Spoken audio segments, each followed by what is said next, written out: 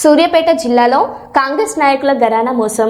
కోదాడ పట్టణంలోని లక్ష్మీపురం కాలనీకి చెందిన ముంతాజ్ బేగం అనే మహిళ చనిపోగా ఆమె పేరుతో వచ్చిన లేబర్ ఇన్సూరెన్స్ చెక్కును విత్డ్రా చేసి డబ్బును కాజేసిన కాంగ్రెస్ నాయకులు విషయం తెలిసి అడగగా 50,000 రూపాయలు ఇచ్చి మిగతా అమౌంట్ ఇవ్వకుండా రోజులు గడుపుతున్నారని మృతురాలి కూతురు నసీమా ఆవేదన. తనకు ఇందిరమ్మ ఇల్లు ఇస్తామని 5,000 తీసుకొని మోసం చేశారని తనకు న్యాయం చేయాలని వేడుకున్న బాధితురాలు. బాబు 5,000 తీసుకున్నారు నా దగ్గర లక్ష్మీపురంలో.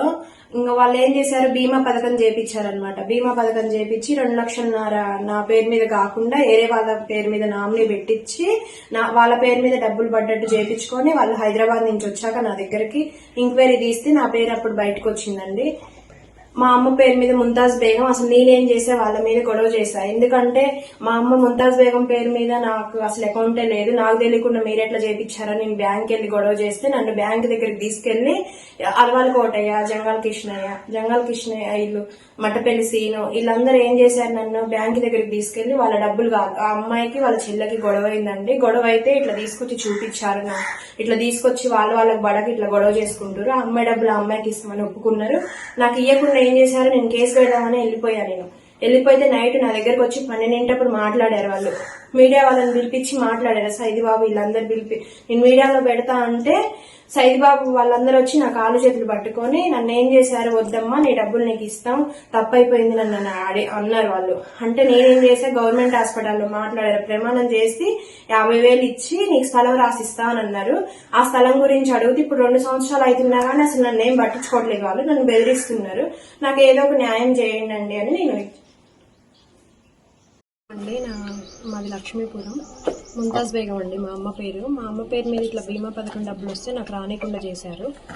అయితే నేను ఒక 2 సంవత్సరాల క్రితమే నాకు ఒక 50,000 ఇచ్చారు. లాస్ట్ డబ్బులు వచ్చినాయని గొడవ పెట్టుకుంటే వెళ్ళి ఇట్లా మీడియా వాళ్ళతో మాట్లాడమని పెద్ద మనుషులతో మాట్లాడొచ్చి 50,000 ఇచ్చి ప్లాట్ ఇచ్చారు నాకు.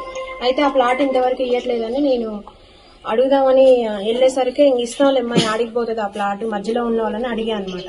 ఎప్పుడు ఇస్తారు ఏంది బాబాయ్ అని అడిగితే ఇస్తారమ్మా, యాడికి పోతుంది, ఇస్తామని చెప్తే ఇనవా అని అంటున్నారు. అయితే ఆ ప్లాట్ గురించి నేను అడుగుతున్నాను అనమాట. నాకు ఆ డబ్బులు ఇవ్వలేదు, ప్లాట్ ఇవ్వలేదు. మరి నా పరిస్థితి ఏంటండి? పలానా సైదిబాబు లక్ష్మీపురం, పాత లక్ష్మీపురం 5,000 కూడా ఇచ్చా నేను చేపిస్తా అని, లేబర్ కార్డు చేపిస్తా అని చెప్పిండు. అయితే బీమా పథకం చేపించిండు మాకు. ఆ బీమా పథకం సంగతి కూడా మాకు తెలియదు. వాళ్ళు వచ్చి ఎంక్వైరీ తీశారు. ఎంక్వైరీ తీసాక మాకు తెలిసిందనమాట. తెలిస్తే బీమా పథకం మీ అమ్మ బతుకున్నప్పుడు చేశారా, చనిపోయిన చేశారమ్మా? మా అమ్మ చనిపోయాకే చేపించారండి. మా అమ్మ చనిపోయాకే చేపించారు.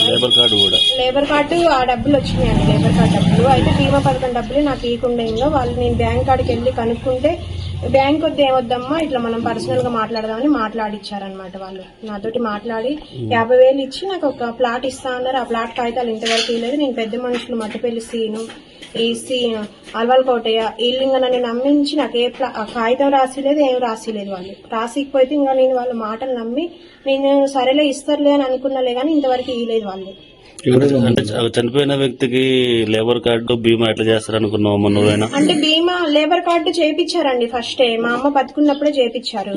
అయితే లేబర్ కార్డు అని చెప్పారు కదా వాళ్ళు. నేను లేబర్ కార్డు చేపించారంటే కాదులేమ్మా వేరే లోన్ ఇన్సూరెన్స్ వస్తుందిలే, నీకెందుకు మేము చేపిస్తామని అన్నారు వాళ్ళు. ఒక 50,000 వస్తాయి అన్నట్టుగా నేను ఇచ్చా అనమాట. ఇంకా అట్లా ఇచ్చినందుకు నన్ను ఇట్లా మోసం చేశారు. 2 సంవత్సరాలు ఓపిక పట్టినా గానీ నాకు కాగితం ఇవ్వలేదు, వాళ్ళు రాసి ఇవ్వలేదు.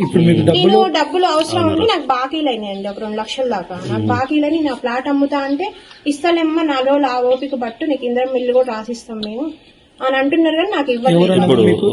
సైబాబు ఇల్లు నా పేరు మీద కాలనీ వచ్చింది, కాలనీ వస్తే ఇస్తామని అన్నారులే కానీ ఇంతవరకు ఇప్పుడు నాకు అవసరం ఉంది, నేను బాకీలు తీర్చుకోవాలి, మా ఇంట్లో పరిస్థితి బాగాలేదు. బీమా చేసినందుకు